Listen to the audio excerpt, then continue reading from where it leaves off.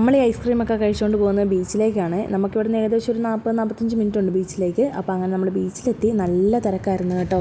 ഇവിടെ ഇപ്പോൾ പെരുന്നാളിനോടനുബന്ധിച്ച് കുറച്ച് ദിവസമൊക്കെ അവധിയല്ലേ, അതുകൊണ്ട് തന്നെ നല്ല ആളുണ്ടായിരുന്നു. നമ്മളിതിന് മുന്നേ ഒരു ദിവസം പോയിട്ടുണ്ടായിരുന്നു കേട്ടോ, നോമ്പിൻ്റെ സമയത്ത്. അന്ന് ആരുമില്ലാതെ നമ്മൾ തിരിച്ചു പോരുമായിരുന്നു ചെയ്ത്. ഇച്ചായൻ്റെ ബർത്ത്ഡേ ആയിട്ടൊന്ന് ജസ്റ്റ് കേക്ക് മുറിച്ചിട്ട് പോരുക ചെയ്തിട്ടുണ്ടായിരുന്നത്. നമ്മൾ ബീച്ചിലൊന്നും ഇറങ്ങിയില്ലായിരുന്നു. ഇപ്രാവശ്യം എന്താണെങ്കിലും നമ്മൾ ബീച്ചിൽ ഇറങ്ങിയപ്പോഴത്തേക്കും നല്ല തിരക്കൊക്കെ ഉണ്ടായിരുന്നു. അപ്പം പാച്ചു ഇതിനകത്ത് ഇറങ്ങുമെന്ന് എനിക്ക് ഒട്ടും പ്രതീക്ഷയില്ലായിരുന്നു. കാരണം നമ്മുടെ നാട്ടിലൊക്കെ ആണെങ്കിൽ എനിക്ക് തോന്നുന്നത് കുറച്ചും കൂടെ ഫോഴ്സ് ഉണ്ടെന്ന് തോന്നുന്നു തിരമാലകൾ വന്ന് അടിക്കുന്നതിന്. പക്ഷേ ഇവിടെ അങ്ങനെയൊന്നുമില്ല കേട്ടോ. ഇവിടെ ഭയങ്കര സ്ലോ ആയിട്ടാണ് വരുന്നത്. അതുകൊണ്ട് നമുക്കൊന്നും പേടിക്കാനും ഇല്ല, കുട്ടികളെ ധൈര്യമായിട്ട് ഇറക്കാനും പറ്റും. പാച്ചൂട്ടി എന്താണെങ്കിലും നല്ല രീതിയിൽ എൻജോയ് ചെയ്തു കേട്ടോ. പാച്ചൂട്ടി തിരിച്ച് കയറാനേ ഇഷ്ടമല്ലായിരുന്നു. അതുപോലെ അവൻ അതിൻ്റെ അകത്ത് കിടന്ന് കളിച്ചു കേട്ടോ. പിന്നെ ഞാൻ ഏകദേശം ഡ്രസ്സൊക്കെ കൊണ്ടുപോയിട്ടും ഉണ്ടായിരുന്നു. അതുകൊണ്ട് പിന്നെ നനഞ്ഞാലും കുഴപ്പമില്ല, നമുക്ക് മാറ്റാലോ എന്നൊക്കെ പറഞ്ഞിട്ട് ഞാൻ അവനെ ഫ്രീ ആയിട്ട് വിട്ടിട്ടുണ്ടായിരുന്നു. അതുകൊണ്ട് തന്നെ അവൻ നല്ല രീതിയിൽ തന്നെ അവിടെ കളിച്ച് ആടി തിമിർത്ത് നിറയെ മണ്ണൊക്കെ ആയിട്ടാണ് കേട്ടോ കയറി വന്ന്.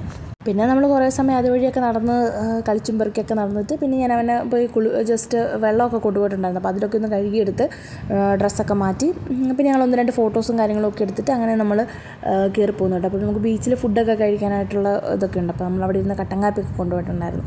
അപ്പോൾ അതൊക്കെ കഴിച്ചിട്ട് അങ്ങനെ നമ്മൾ വീട്ടിലേക്ക് പോകുന്നു കേട്ടോ.